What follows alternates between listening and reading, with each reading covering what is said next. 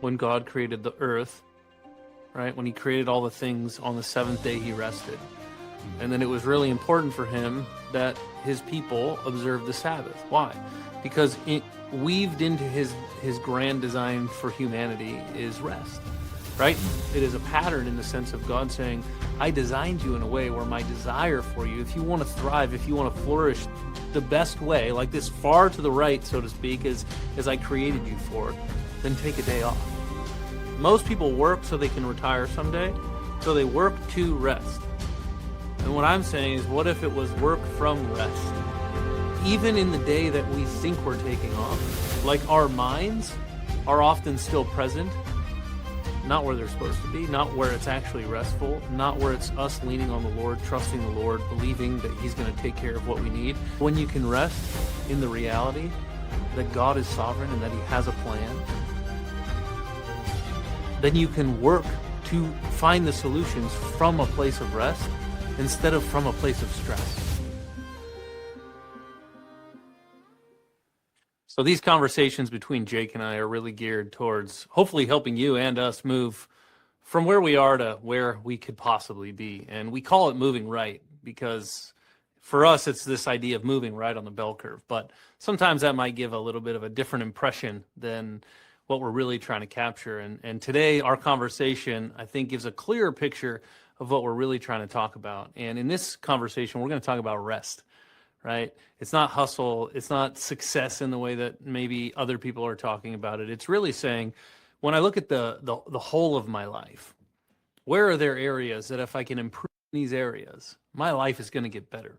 The lives of people around me are going to get better. Where are there blind spots that I might have? And so for me, I know in my life, for a long time, rest has definitely been a blind spot or a spot that I wrestle with, I struggle with. And I think if you're watching this, maybe you can relate. I think there's a lot of people out there who maybe their life looks successful on the outside, but they just never feel at peace. They never feel fully rested. And so that's what Jake and I are going to tackle today. Hopefully something we talk about in here will help not just you guys, but us ourselves actually move right as it relates to the bell curve of feeling rested and peaceful. Yeah, thanks, Zach. That's really interesting you bring up rest because it's totally a counterintuitive topic, right? Like, and I can relate to what you said too. Of like, for me, naturally, I've always been since I was a kid. I've always been the one to want to push as hard as I can because I've always felt like the harder I push and the more I complete, the more satisfied I am at the end of it, right? Uh, if I really push myself to the limits, I'm like, and I come out on top, or come out at all, I'm just stoked about it. And that kind of is a double edged sword, though. Sometimes for me, where it's like, then when I feel like I get a moment to rest, then I feel like I'm doing something wrong. You know what I mean? Like maybe it's like I'm sitting on the couch and I'm like, man, I don't got anything on my list right now. And then I'll go find something, right? I'll go find a way to fill my calendar for that point in time. And I like you said, I don't think that's actually moving me to the right, because most of the times when I end up afterwards, I'm end up at 80 or 70% capacity, versus when I actually genuinely have rest. I'm not saying I don't rest any time, but when I there's a difference in like real rest versus fake rest, I feel. Yeah, I agree. And I think one of the things that I've jotted down here as you were talking is I think that it's not just rest, it's also peace, right? I think that Mm. for me, like offline, I told you that there's been some things that have happened in my life in the last few days that really made this a topic that I really wanted to talk about. And it's because what I realized is, at least for me, I can't speak for everybody else. I don't want this to be a blanket statement, but I think a lot of people could relate to this, is that it's often anxiety. Mm. We're anxious about a future that we don't know, we can't control, we're trying to control. That is where our inability or unwillingness to rest comes from. And the example that I was thinking about is, and you know this, it's like just my email inbox every day is just it's overwhelming, right? And constantly trying to keep up with it, constantly trying to like, can I get everything in there? And then like in this weird way, every time I go in, just going, I have no idea what I'm going to find. Is it going to be another bomb going off, hypothetically? Yeah. And so there's just like this underlying anxiety, and I would never have like thought of myself as an anxious person. But then I started thinking about in other areas of my life where I just go, oh, what's really pushing me to operate in this place where I feel like I can never rest is is being anxious about the future, being anxious about something that hasn't even happened yet, or I don't even know what's going to happen yet, or I don't even know if it's a thing yet. And so I think for me, what's really been speaking to me, I really felt like the Lord put on my heart just saying, hey, like you can be successful. You can be doing even the thing that I created you to do. You can be helping people. You can be serving people. Um, but if you're still living a life of angst and worry, then you're missing the whole boat. And so, Mhm. literally, the last several days, I've just been going, what would it look like to live today with literally like no anxiousness? Mm. No worry about something that I can't control or even that I can control. Just going through the day, and I think it's so counter to how we're taught and how we're led and how we're motivated and how we're inspired. It's like so opposite to think, well, maybe actually the secret is just being at peace, accepting that we don't have control over a whole bunch of things, and choosing every day not to be anxious. Yeah, that's really good, and for me, I could really relate to that as well because something I wrote down before we had this conversation, I was just kind of having a self analysis, and for me, I feel like part of the reason why I don't necessarily feel like I take good enough rest or I push really hard is because it's kind of rooted in fear a little bit.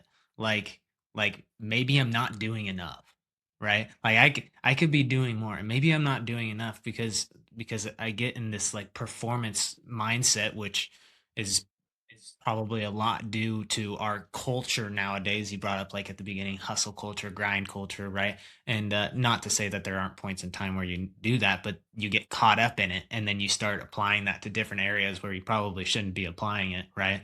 And and like for me, and I know probably a lot of Christians watching are like, you get in this performative mindset of like, man, I want to go to heaven, so I got to do things. I got to do things to go to heaven, right? And it's like that's the most counterintuitive part to this rest idea for me.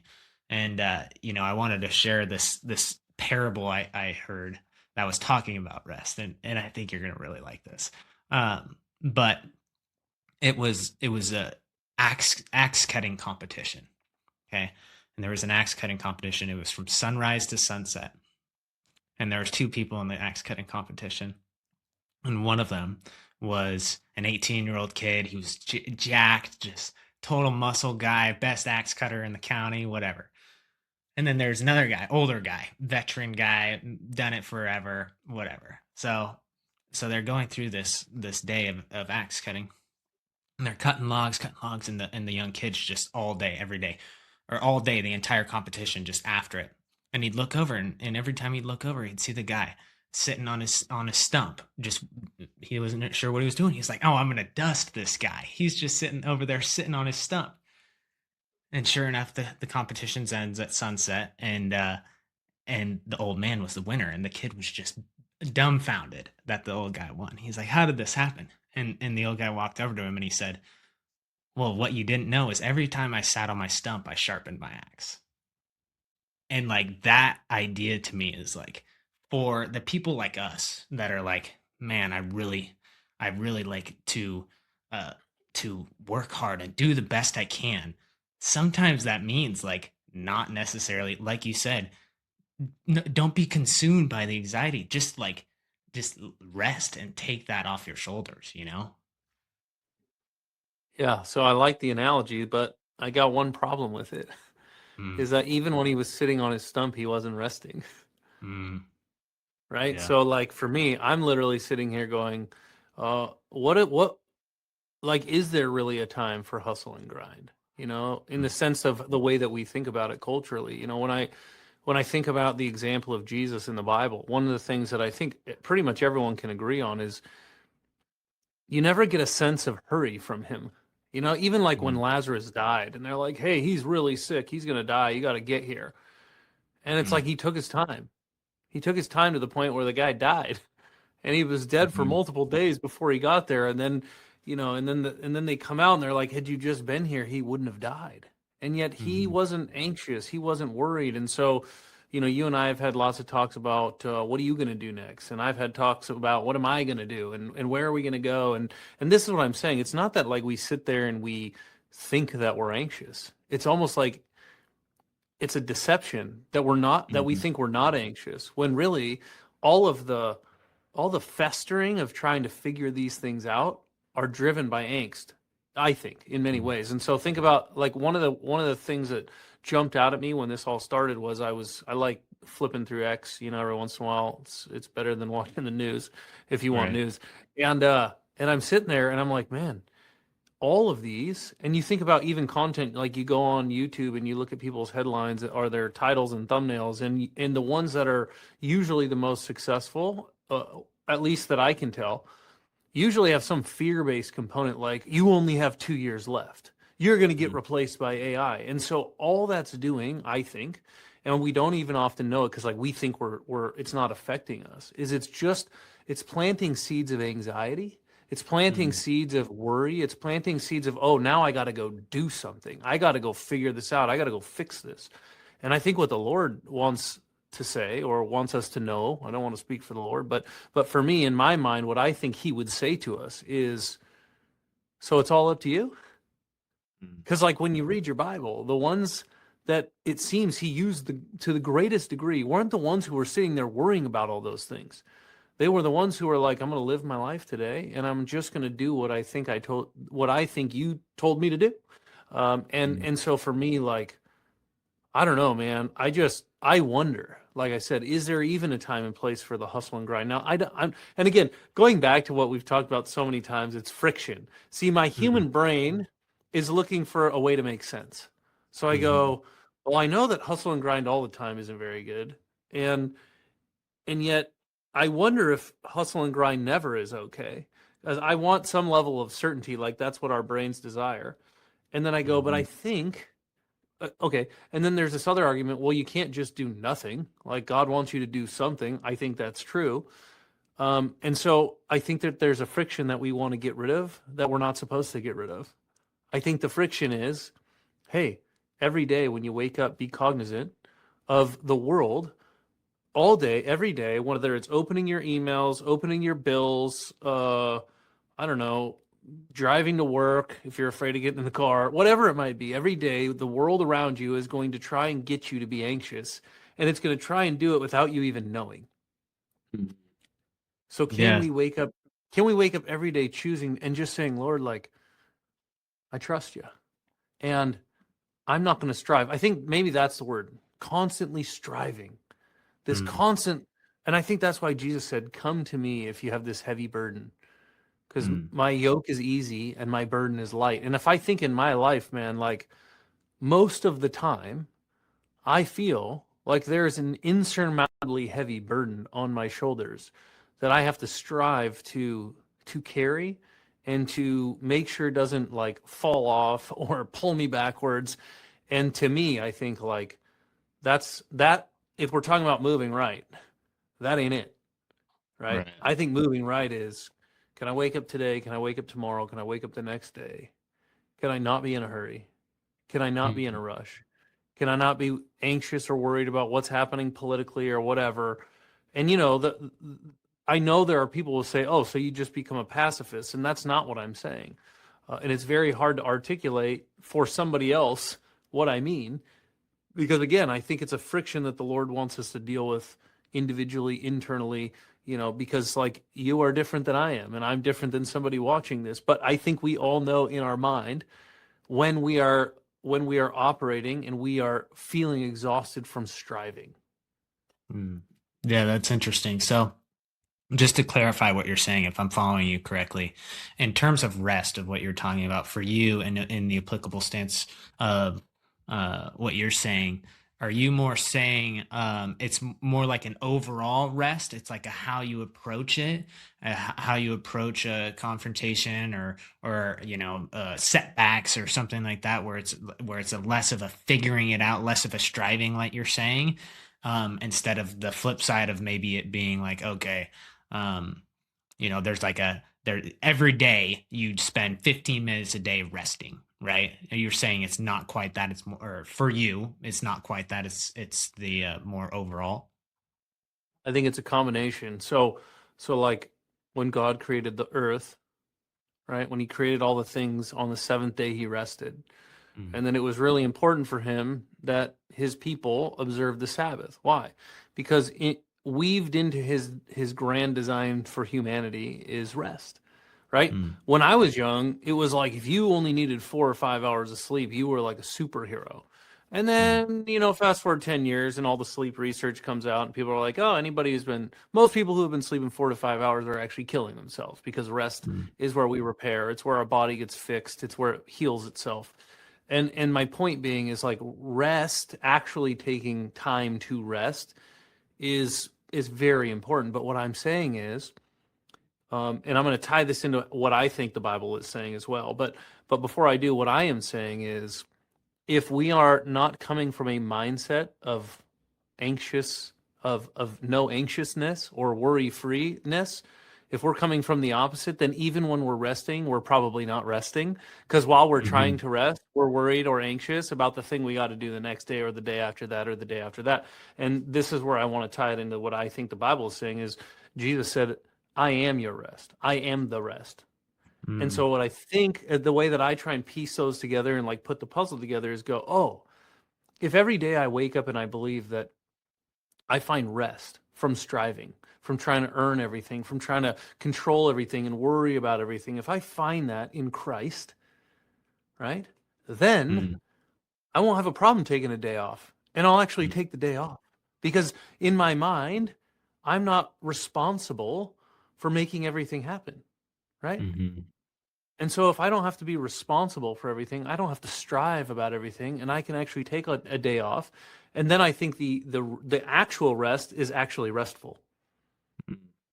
Yeah, that's interesting. I had two verses that because I did a little pre-research on this kind of topic before we started talking, and one of them you already mentioned in Genesis. God on the seventh day he rested, he made that day holy, and that was more of a people see that number, the seven, and they give it to more of a um, actual value, like once a week, right? We give our once a week. Sunday I rest. But then I was reading in Romans actually. I was reading Romans 14:5. One person esteems one day as better than another, while another esteems all days alike. Each one should be fully convinced in his own mind. The one who observes the day observes it in honor of the Lord, and the one who eats eats in honor of the Lord, since he gives thanks to God, while the other one who abstains abstains in honor in the Lord and gives thanks to God. And I think that's kind of tying into what you're saying, where maybe which I mean this is confusing to me, right? Because like part of me is like my like you said, my human brain goes, oh yeah, the 7 days, like the seventh day, let's just every Sunday let's just take it off and go to church and watch football. um but then I hear that and it's like, okay, but it's not a prescription, right? Yeah, well, I think what he's talking about in that passage in particular is people, as I understand it at least, people were arguing about which day of the week was supposed to be the Sabbath now that Christ had risen. And so Mm, I don't think that he's advocating for not taking a day or even mm, taking more than one day. I think he was trying to say like, hey, the day that you're taking isn't the issue here. It's not the main point, right? It's not the big picture. The big picture, right, is you're fighting in the weeds, so to speak. That's what I think. Um, right. but I think that they're like so when I think of the Bible, I think the Bible is a book of patterns, right? Like Mm, principles, promises. And so that's why like the Bible is the best book, the best manual for real life because it is the mm, manual that God gave us for life. And so when you read the manual, one of the things that the manual advocates for time after time after time is take a day off, right? And then in Proverbs, there's multiple times where it says, "Hey, don't be lazy, because if you're lazy, you'll be hungry. If you're lazy, bad things will happen to you." And so, is it a prescription in the sense like one day, never miss a day, uh, don't make it 2 days? I don't think so, but I think it is a pattern in the sense of God saying, I designed you in a way where my desire for you, if you want to thrive, if you want to flourish the best way, like this far to the right, so to speak, as I created you for, then take a day off. And here's the thing, like if you actually look at the Sabbath in the Bible, it wasn't just about rest. It was actually about setting that day apart as holy unto God. Right? So so it's like, and this is where so much of our faith is counterintuitive, is we would think, well, if I work 7 days a week, I will definitely be more productive. And I think what God was trying to show us was, listen, I want you to sacrifice, so to speak, that one day a week. I want you to set that day a week apart to honor me, to honor what I've done in your life, to honor who I am, to worship me, to glorify me. And then I want you to trust me that I will make up for, or I will give you enough, maybe is a better way of saying it, in those 6 days. And this is exactly a microcosm of what I'm trying to say. It's like, I think inherently, most of us, I know for me, whether it's, and maybe people are still, quote, taking the day off, but this is exactly what I'm trying to say. I think that the world has so sucked us in to the way the world works, the model of the world, the way that seems right to a man, that even in the day that we think we're taking off, like our minds are often still present, not where they're supposed to be, not where it's actually restful, not where it's us leaning on the Lord, trusting the Lord, believing that He's going to take care of what we need, and instead thinking about, being anxious about, planning for, and trying to figure out what we're going to do the next day when we go back so that we can like control the situation and make things happen. And that's why, part of why I wanted to have this conversation is because in our past conversations, things can probably be easily construed for it to just be all about like production, performance, measurability. Like one of the things I told you in my hesitation to even call this moving right is, I know that people will immediately think, oh, so it's about comparison. And I understand why they could say that or would say that or would think that, but that's the heart behind it. Isn't that it's really more of in your own mind when you're sitting there and you're like, man, I know that what I'm doing is just lumping me right into what's normal, what's acceptable, what's accepted. And I think that God made me for more. I think that God has more possibility. And the only way that I will actually obtain what's possible is to not do what everyone else is doing. Because inherently, to move over to get a result that not everyone else is getting, you have to be thinking and doing things differently. That's why I think the Bible says, don't be conformed to the patterns of the world, but be transformed by the renewing of your mind. You gotta actually transform the way you think, and when you do that, then transforms the way that you act, and then that transforms the outcomes that you experience. And so, for me, as it relates to what we're talking about today, it's like, man, when I think in my own life, like, what is it today? I'm checking the boxes of like being productive. I'm checking the boxes of, making a good living. I'm checking the boxes of being a dad and a husband and all these things. It's like, there's one box that I'm not very good at checking, and it's this. And over the last week, it's like, I feel like the Lord really showed me. It's like, yeah, man, because you're anxious, because you're trying to strive to control an outcome. And this is what I really felt like He put on my heart. Man, you can check all those boxes and you can look like you've got it all together from the outside. But it's a sin to be anxious. It's a sin to worry. It's missing the mark. It's not being in a place that's as great as what He made for you, as what He created for you. And the only way I'm going to get to that place is to stop striving, is to stop trying to control the outcomes and like strap things on my back and say we're going to go. And instead, it's exactly what you said. Instead of the guy, and I understand the analogy, but like in a real life example, instead of being the guy sitting on the stump sharpening the axe, how about like us sitting on the stump saying, when the world is running around in chaos and noise and distraction and anxiety and worry, I'm just going to sit here in your presence quietly, and I'm just going to tell you, I trust you. I'm just going to tell you that you know what I need. And I don't have to sit here out about what I'm going to do for my job and what I'm going to do next week and how I'm going to pay for my kids to do this and this and this. And I'm just going to say, you're the God of enough. I trust you. And to me, I think that's what he's looking for more than how many people did you influence and how much money did you make and all those different things. And I think it's really easy for all of us, myself included, to just find ourselves just veering off of the path. And so for me, I like having these kinds of conversations because I think they help bring us back towards the path. Yeah, that's that's really good. I think one of the common misconceptions is really, I was even just sitting here think about it, like I can't, I mean I can piece together an idea of my mind of what true rest really looks like what is like what do I look like at true rest, like you talked about, just sitting, the person not even sharpening the axe, just sitting on the log, right? And and I think there's like times where I can picture myself in those positions, but I think what you're talking about is being intentional with that. And I think part of being intentional with that is is understanding what true rest really means. Um and it's like, for an example, because I can't really put a word to it, and maybe you can. For hunting, for me, I love being out in the middle of the forest. But even in the middle of the forest, I'm still the guy sitting sharpening my axe, right? I mean, I'm still sitting there like, okay, where are the animals moving? What direction's the wind going? When's the sun gonna set? And I'm still sitting there, and there's been moments, and some of my best moments, my most connected moments to the Lord has been when I'm sitting there and I haven't gotten any movement. I saw no animals. I've been sitting there all day, and I'm just like, it's, I'm either walking back to my truck at sunset or something, and I'm just like, that's my deepest moment, where I've like stripped everything, all of that weight of feeling like I'm striving for something, right? And I think that's what you're talking about. Yeah, 100%. I wrote down as you were talking, it's like you hear the phrase all the time now, it's not about the next diet, it's about a lifestyle.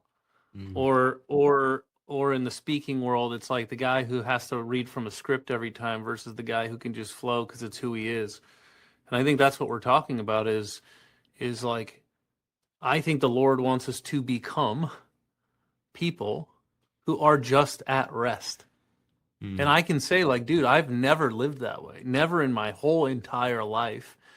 And so I'm like, part of why I want to do this, as I said, is in the last several days, like everything has changed to the point where I go, I want to live a life of someone at rest. And that doesn't mm, mean I'm not going to be doing things. That doesn't mean I'm not going to be wanting to create value and to provide and all that stuff. But what it means to me is like when I'm walking around, it's exactly what you said. When you're out in the woods, instead of like sharpening the axe or getting on the GPS or whatever, you just kind of are sitting there just going, you know, if it's going to happen, it's going to happen. mhm. And this is the part that's so crazy to me. It's like some people listening to this, they might just go, "You got that is the dumbest thing I've ever heard." Like if you do things that way, like nothing will ever happen. And this is the crazy part for me. I'm not saying that I'm right and they're wrong, but what I'm saying is I have lived that way. I have been the guy that lived the way my whole life where it's like I'm going to make it happen. I'm going to work my butt off. I'm going to wake up early. I'm going to be excellent. I'm going to stress about the details. I'm going to go home late. I'm going to do all those things. And guess Mm, what? All those things have been fruitful. I'm not saying that they're not fruitful, but I'm like, but you know the thing I've been missing? The thing I miss most of the time is the thing I desire the most, which is to actually live a life of peace and rest mm, because I'm tired. Like I'm tired. right. And I think most people watching this, bro, I think are tired. Mm, And so the world's telling me, like, no, you got to keep doing that because the only way you're going to get ahead, the only way you're ever going to have all the things you need, the only way you're going to provide for your family and whatever else is to keep being that way. And I'm like, but my Bible tells me a different story. And so the question is, Jesus always said, if you believe in me, and I think, and I could be wrong here, but I think that a lot of times we think it means just believe that he is who he said he was. And I think that's most of it. But I also think it's, do you believe you can live the way I said you could live? mm, And I think most of us when we look at the way we live our lives and the things we pursue and the things we're worried about and anxious about, like the fruit of our life is no. I don't fully believe. Like my fruit says no, I don't fully believe I can live like that. And I'm just at a point where I'm like, hey, I'm not saying that all the other things don't have a place, but what I'm saying is I want my chief goal to be that I love people and that every day when I walk around I'm at peace because I'm at rest, because I'm resting in him, I'm resting in his provision, I'm resting in his plan, his sovereignty, his purpose. Like think about you and trying to figure out what you're going to do next. How much stress, how much weight has that created in your life? Oh yeah, I'm gonna be great by the time I'm 30. And I think the world is probably going to say, yeah, man, but you got to figure it out. Like keep doing the studies and keep jotting down the notes and keep pushing until you find it. And I think he's saying the exact opposite. I think he's Mm, saying, no, Jake, trust me. Take one foot and put it in front of the other. Do what I've put in front of you. Stop stressing. Stop being anxious. Stop being worried because I will show you when you're ready. I will show you when it's your time. And all the angst and all the energy that it's going to suck out of you in the meantime isn't necessary. It's not what I have for you. I would rather you spend that time saying to me, hey, you haven't shown me my path yet. I feel a little confused, but I trust you. What else do you mm. want to tell me today? What else do you want to show me today? What else do you want me to see that I can't see when I'm stuck in this mode of just constantly stressing and striving and like obsessing over what I'm supposed to do next and who I'm supposed to be and what my calling is? And that's what I'm talking about. And I know because, bro, I've lived it. Mm. Like I'm living it. And I'm at the point where I'm like, I don't want to do this anymore. I don't. Yeah. No, that's good. And I mean, just to clarify, like you put it into great words, but for somebody listening, it's not doing anything. It's like you're still out, you're still working. It's just, and you're still doing it. You're still providing as a father. You're still being present for your kids and your wife and all of that. And it's doing it in peace. It's doing it in I think it's a Jackie Chan, and I think you've told us maybe before. It's like flow like water, you know, Oh, Bruce like Lee. and it's like that's it. It's like the walking in peace and in rest, right? And that's the topic we're talking is in like resting in that and being okay and like simmering in it, you know. Yeah, I think what I wrote down as you were talking is doing things from a place of rest Mm, instead of because think about this, bro. Like we even work so that most people work so they can retire someday. So they work to rest. And what mm, I'm saying is, what if it was work from rest? Right. mm, So as another example, like when I think one of the practical things that I've been doing the last few days is like, dude, I just despise waking up and opening my email because I'm like, I have no idea what I'm going to find. There's going to be 200 emails in here. I know I can't get through them all in a day. It's so stressful. It makes me anxious. It's overwhelming. There's too much. And then I right. go, and then your brain starts to go into these things. Well, if I don't respond and I don't deal with the fires and I don't do what I'm supposed to do, we're going to lose business and I'm going to have to lay people off. And your mind just goes into the vortex. Even though you're not necessarily thinking about all those things, it's like your mind has a tendency to jump to these worst case scenarios, right? Mm, And I just been saying, you know what? I'm going to wake up and I'm just going to choose not to get stressed out about what's in my email box, and I'm going to do the best that I can. And if I can't get to everything and somebody doesn't like that and they want to fire me, then I'm going to accept it. Not because I'm not trying to serve them, but because I'm actually going to like not let serving them kill me. And then if that means that we lose business and I have to let some people go, like I'm just not going to worry about it anymore. I'm just not going to try and like control it. I'm just not going to try and r- ruin my life in a way by mm, carrying this thing that I'm supposed to carry. And that doesn't mean that I'm going to be lazy. It doesn't mean I'm going to not take care of people. It just means like, yeah, maybe the reality is I either got to get better at delegating things, or I got to hire more people, or I just got to not have as much business. But my point is just that I think it's in many ways it's a choice. And I know there are times where somebody's in a situation where it don't feel like a choice, and I get that. And so yeah, but the reality stays the same. It just gets harder. And the reality is whether it's my emails or for somebody watching this, they don't know how they're going to pay their medical bills. It's Well, when you can rest in the reality that God is sovereign and that he has a plan,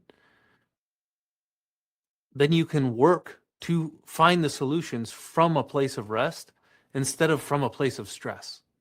Right. And like time scarcity and all of it. It's a place of fear, really. And yeah, I can relate 100%. So that's really good.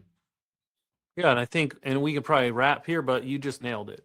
What underpins anxiety? What underpins worry? What underpins me not liking opening up my email inbox most of the time? It's fear. It's just fear. And I think that's why the Bible says so many times, "Do not fear." That's why Jesus said, I am your rest. I am rest." Um, and that's why he says he's the Prince of Peace, and he gives you peace that passes understanding. Because just like I said, every time you open up X, or if you watch the news, please stop. But if you do, you turn on the news, man, it's like it's all just meant to make you afraid. And so if we know that the Bible calls us to be people who are unafraid, people who just don't listen to the barking, roaring lion. I guess it can't be barking and roaring. The roaring lion. Um, I think it can change the world.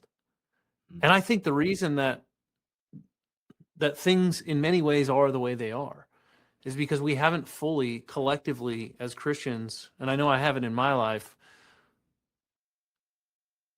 just decided I'm Mm. just going to trust God. I'm just going to stop.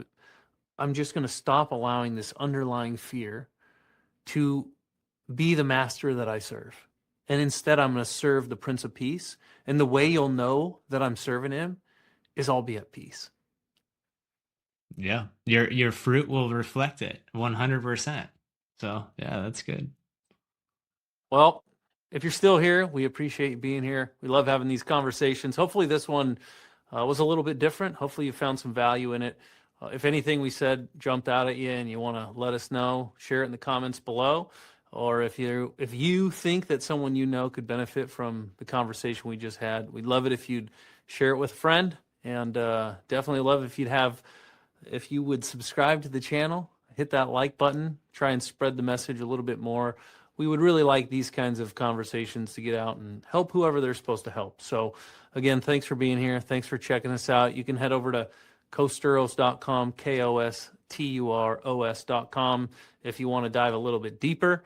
And until then, have a great day, and we'll see you next time.